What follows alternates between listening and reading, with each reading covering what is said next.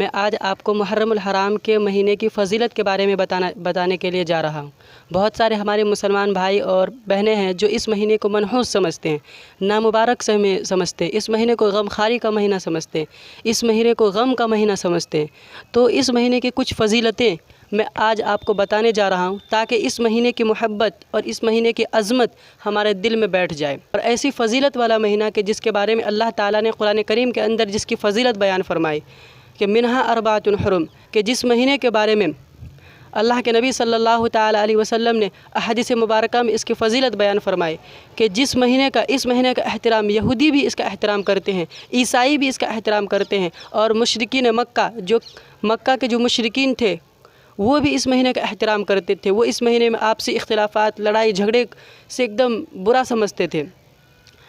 تو ہم جو سمجھتے ہیں اس مہینے کو غم خواری کا مہینہ اور رنج و غم کا مہینہ، منحوس مہینہ سمجھتے ہیں، تو اس مہینے کی بہت ساری فضیلتیں ہیں۔ جب اللہ تعالیٰ نے اس آسمان کو بنایا تو وہ بھی محرم الحرام کا مہینہ تھا۔ جب اللہ رب العزت نے عرش اور فرش کو بنایا تو وہ بھی محرم کا مہینہ تھا۔ جب اللہ رب العزت نے جنت بنائے تو وہ بھی محرم کا مہینہ تھا۔ جب اللہ رب العزت نے چاند، سورج اور ستارے بنائے تو وہ بھی محرم کا مہینہ تھا۔ جب اللہ رب العزت نے سمندر، دریا، پہاڑ، غرض پوری کائنات کو، پوری دنیا کو بنایا تو وہ بھی محرم کا مہینہ تھا۔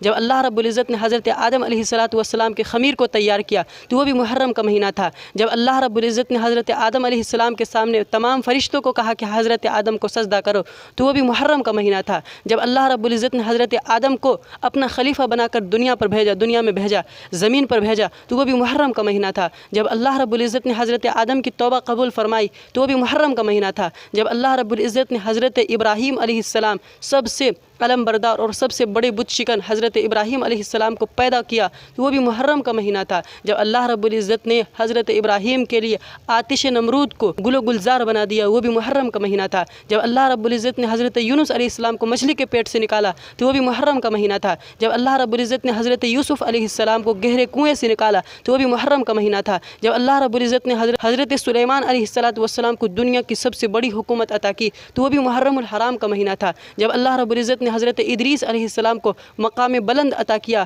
تو وہ بھی محرم کا مہینہ تھا۔ جب اللہ رب العزت نے حضرت یعقوب علیہ السلام کی بینائی کو، آنکھ کی روشنی کو واپس لوٹایا تو وہ بھی محرم کا مہینہ تھا۔ جب اللہ رب العزت نے سب سے پہلی مرتبہ بارش جو دنیا پر برسائی وہ بھی محرم الحرام کا مہینہ تھا۔ اور اس کی فضیلت اور سنیے کہ ہمارے پیارے آقا صلی اللہ تعالیٰ علیہ وسلم نے اپنی سب سے پہلی شادی حضرت خدیجہ رضی اللہ تعالیٰ عنہ سے جو کی تھی وہ بھی محرم الحرام کا ہی مہینہ تھا میرے دوستو۔ اور جب حضرت عمر رضی اللہ تعالیٰ عنہ کے زمانے میں اسلامی لشکر کے ذریعے سب سے سپر پاور ایران کو شکست ملی، ہار ملی تو وہ بھی محرم کا ہی مہینہ تھا۔ جب حضرت عمر رضی اللہ تعالیٰ عنہ کو جامع شہادت ملی تو وہ بھی محرم کا مہینہ تھا۔ جب حضرت عثمان غنی رضی اللہ تعالیٰ عنہ کو خلیفہ ثالث بنائے گئے تو وہ بھی محرم الحرام کا مہینہ تھا۔ جب اللہ رب العزت اس قیامت کو نازل کریں گے مسلمانوں کو جنت میں اور کافروں کو جہنم میں ڈالنے کے لیے تو وہ بھی محرم کا مہینہ ہوگا۔ اور جب حضرت حسن اور حضرت معاویہ رضی اللہ تعالیٰ عنہ کے درمیان صلح ہوئی تو وہ بھی محرم الحرام کا مہینہ تھا۔ میرے دوستوں اور میرے عزیز مسلمان بھائیوں اور بہنوں، یہ مہینہ غم خواری کا مہینہ نہیں ہے، یہ مہینہ منحوس مہینہ نہیں ہے، بلکہ اگر منحوس مہینہ ہوتا تو ہمارے پیارے آقا، ہمارے پیارے نبی صلی اللہ علیہ وسلم اس مہینے میں اپنی سب سے پہلی شادی حضرت خدیجہ سے کبھی نہ کرتے۔ اگر یہ مہینہ غم خواری کا مہینہ ہوتا، منحوس مہینہ ہوتا تو پھر اس مہینے کے بارے میں ہمارے پیارے نبی صلی اللہ تعالیٰ علیہ وسلم یہ نہ کہتے افضل الصیام بعد رمضان شہر اللہ المحرم، کہ سب سے افضل روزہ رمضان المبارک کے بعد محرم الحرام کے مہینے میں ہے، کہ سب سے زیادہ ثواب روزے رکھنے کا وہ محرم الحرام کے مہینے میں۔ اس کی بہت ساری فضیلتیں ہیں، میں نے مختصر انداز میں تاکہ آپ بور نہ ہو جائے، آپ کو ویڈیو زیادہ لمبی نہ ہو جائے تو بہت ساری فضیلتیں ہیں۔ تو اس مہینے کو منحوس سمجھنا یا نامبارک سمجھنا یا اس مہینے کو غم خواری کا مہینہ سمجھنا یہ غلط فہمی ہے ہماری۔ اس مہینے کی محبت اور عظمت ہمارے دل میں ہونی چاہیے، کیونکہ جس کے بارے میں قرآن کہہ رہا ہے، جس کے بارے میں رسول اکرم صلی اللہ تعالیٰ علیہ وسلم کہہ رہے ہیں کہ مہینہ